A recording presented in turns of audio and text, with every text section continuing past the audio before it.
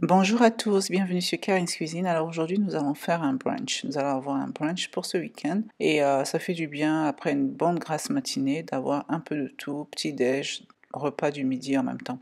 Alors si vous êtes nouveau ou nouvelle, bienvenue sur Karin's Cuisine. Alors on va commencer par les crêpes. Pour les crêpes on aura besoin de 3 œufs, vraiment très simple à faire.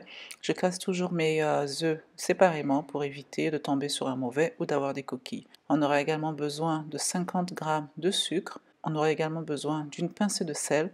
Vous mélangez bien. Ensuite à cela, je vais ajouter 200 g de farine. Bien sûr, vous pouvez tamiser votre farine pour éviter d'avoir des grumeaux. Donc je fais mes crêpes en avance, comme ça la pâte a le temps de se reposer. Et là donc j'utilise 400 ml de lait, c'est 40 centilitres de lait donc que vous convertissez et vu que mon verre est en millilitres, alors ça me fait 400 millilitres et ce sera donc deux verres parce que mon verre va jusqu'à 200 millilitres ou plus. On aura également besoin d'une cuillère à café donc d'extrait de vanille. Si vous avez une gousse de vanille, vous pouvez y mettre également. On aura besoin de 2 cuillères à soupe d'huile et le tour est joué. Vraiment très simple à faire. Donc on va laisser ce mélange se reposer.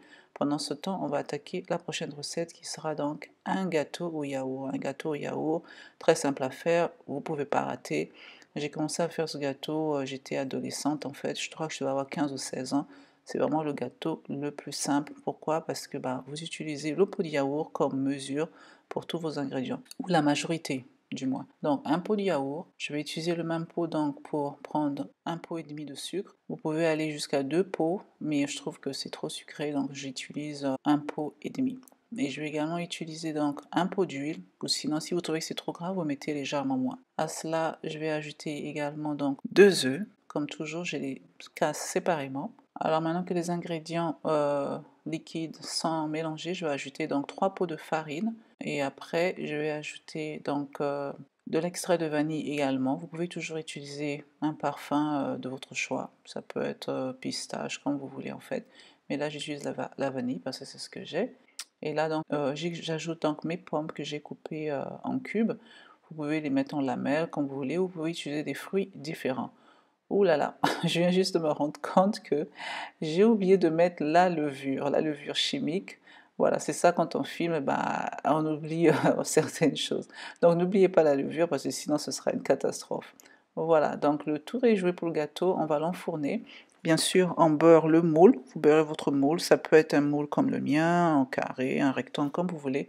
On va le mettre donc au four à 350 degrés Fahrenheit, je crois que c'est à peu près 180 Celsius, au four pour 25 à 30 minutes. Alors pour mon autre plat, ici j'ai des saucisses de dinde. Ce sont des saucisses de dinde qu'on utilise souvent pour le petit déjeuner. Je les trouve chez Lidl.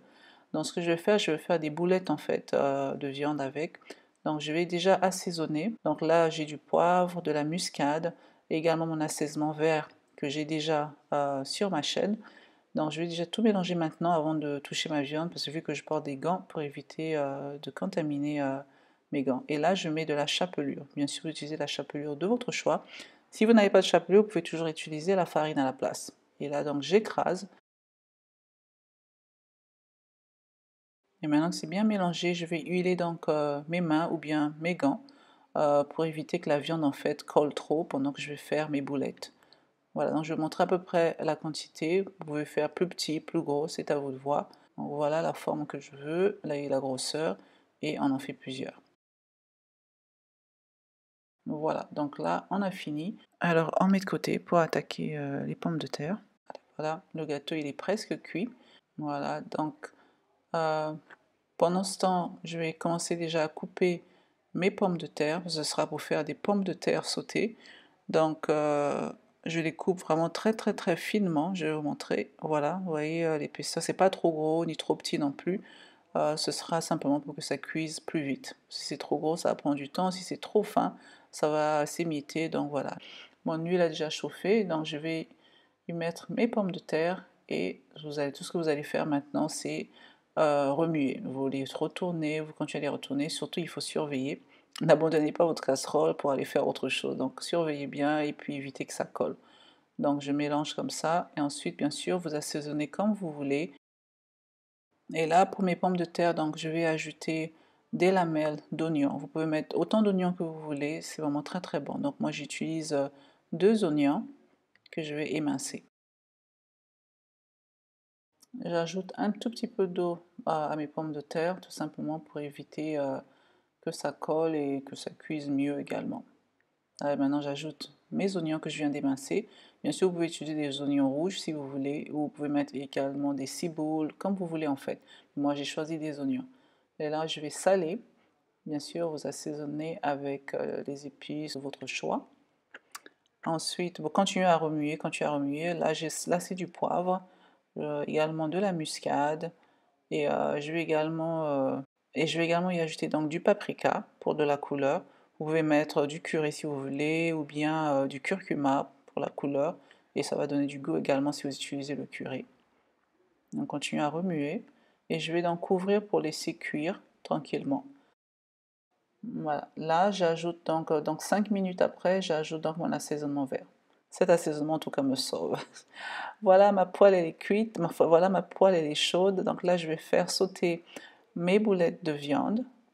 Vous remuez, dès que c'est doré et que c'est bien cuit, au moins on va dire 15 minutes, ce sera cuit et ce sera prêt. Voilà, mon gâteau au yaourt, il est prêt, il est bien doré, c'est très beau.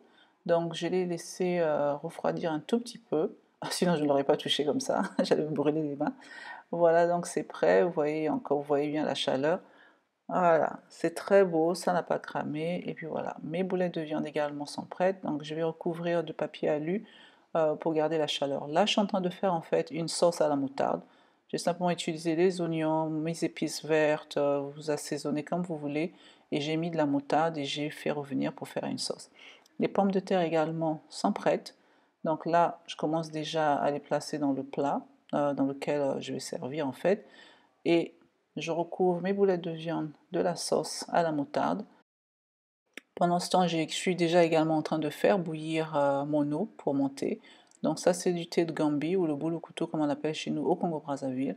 Vous pouvez toujours faire du thé de citronnelle ou le thé de votre choix. J'ai également une vidéo sur le thé de Gambie, le boulou-couteau. J'en ai planté dans mon jardin et ça a marché. Bien sûr, ce sera une vidéo à venir. Voilà, donc là, maintenant que j'ai fini avec tous les grands plats, je vais commencer donc avec mes crêpes.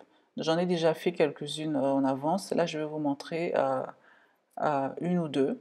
Vraiment très simple à faire. Vous remplissez pas votre louche, mais en fait la moitié de votre louche et vous versez au centre de votre poêle et vous continuez à remuer et voilà jusqu'à ce que vous couvrez en fait toute la poêle. Dès que vous voyez que le tour commence à dorer, vous retournez votre crêpe. Ça prend juste quelques secondes. Et vous voyez, et vous faites la même chose de l'autre côté. Donc j'en ai fait des natures, mais celle-ci, je vais la garnir avec donc de la charcuterie et du fromage. Voilà, et vous tournez, et c'est prêt, je vais en faire plusieurs comme ça. Et pour les autres crêpes que j'ai laissées nature, en fait, là, donc je mets de la confiture de pêche. Vous mettez la confiture d'autre choix. Et je les roule déjà. Et il y aura d'autres crêpes qui auront donc du chocolat. C'est par rapport au choix, en fait, de chacun. Donc vous pouvez les laisser, chacun va le faire. Ou sinon, vous les faites en avance également. Comme ça, ben, on ne se prend pas la tête, c'est déjà fait. Et tout ce qu'on fait, ben, c'est se servir. Voilà. Et j'ai fait également donc une salade. Donc c'est du saumon fumé et des tomates. J'aime beaucoup la salade de tomates. Et j'y ajoute donc du basilic ou sinon vous pouvez mettre également du persil. Donc vous voyez, j'ai mes crêpes ici, j'ai des croissants et également mon gâteau au yaourt et à la pomme que j'ai coupé. Donc là vous avez ceux à la charcuterie au fromage, le chocolat et à la pêche. Là on a donc de la viande, enfin là on a donc les boulettes de viande à la sauce à la moutarde, aux oignons. On a la salade au saumon fumé et à la tomate. On a notre thé et du jus d'orange. Le thé, bien sûr, vous le faites à la dernière minute, comme ça c'est bien chaud. Donc voilà, tout est prêt.